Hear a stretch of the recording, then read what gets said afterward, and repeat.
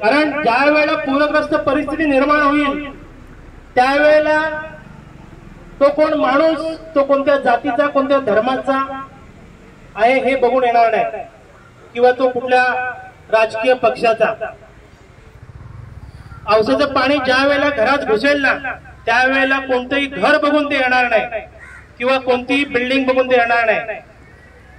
आज 2019 पासून कित्येक लोकांनी, कित्येक नागरिकांनी, कित्येक लोकप्रतिनिधींनी पाठपुरावा केला, परंतु त्या पाठपुराव्याला कोणत्याही प्रकारे यश मिळालं नाही. शेवटी सुरेश चव्हाण साहेब माझ्याकडे आले आणि म्हणे शिल्लक साहेब याच्यात काहीतरी मार्ग काढा. कारण आगरी सेनेने नेहमी शेवटीच भूमिका घेतलेली आहे. कारण ज्या वेळेला राजकारणात कुठेही न्याय मिळत नाही त्यावेळेला फक्त आगरी सेना न्याय देण्याचं काम करते. कारण सगळ्यात पहिली गोष्ट तुम्हाला मी इथे सांगेन उपस्थितांना की आगरी सेनेने आजपर्यंत कोणती निवडणूक लढवली नाही आणि निवडणूक हा आमचा हेतूच नाही. कारण आम्हाला कोणाला इथे नगरसेवक नाही बनायचं, आमदार नाही बनायचं, खासदार नाही बनायचं. मग विचारात घ्या, आमच्या याच्यामध्ये कोणता हेतू नाही तर आमचा हेतू एकच आहे, समाजावर होणारा अन्याय त्याला वाचा फोडणं आणि हे झालेलं अनधिकृत बांधकाम अतिक्रमण आहे.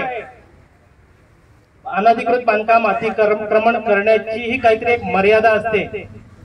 ती मर्यादा गुरुकुल शाळेनेही तोडलेली आहे आणि या निर्लज्ज प्रशासनाने सोडलेली आहे. कारण हे गेंड्याच्या कातडीचे प्रशासन, हे सगळे प्रशासकीय अधिकारी याच्यामध्ये सामील झालेले आहेत. बघा 2019 पासून एवढा पत्रव्यवहार झाला, एकाही पत्रव्यवहाराला प्रशासकीय अधिकाऱ्याला जाग आली नाही.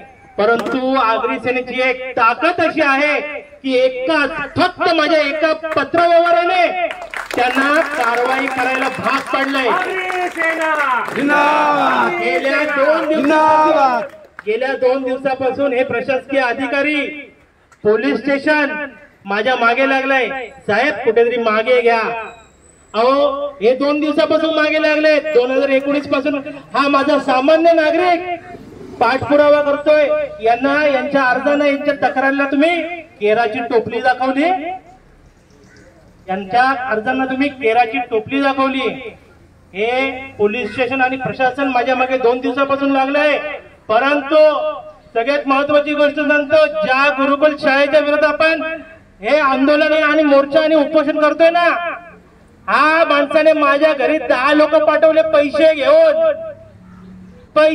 आगरी सेना पैशाने विकली जात नाही. आगरी सेना ही फक्त माणसांवरती जगते आणि तुमच्या आमच्यासारख्या माणसांवरती आगरी सेना जगते. आगरी सेना ज्या वेळेला मैदानात उतरते ना त्यावेळेला त्याला पूर्ण तडीस नेल्याशिवाय गप्प बसणार नाही. प्रशासनाला मी एकच इशारा देतोय, मी आता उपोषणाला बसतोय. आज फक्त माझं अन्नत्याग उपोषण आहे, अन्नत्याग. आजच्या दिवसामध्ये मी पाणी पिणार. आज कारवाई जर नाही झाली तर उद्यापासून मी पाणी पण बंद करणार. मग माझ्या जीवाला काही बरं वाईट झालं तर ते प्रशासनाने बघायचं काय करायचं आणि काय नाही. 2019 पासून सामान्य नागरिक पत्रव्यवहार करतोय. मग काय आगरी सेनेने उतरायला पाहिजे का? सामान्य नागरिकाची दखल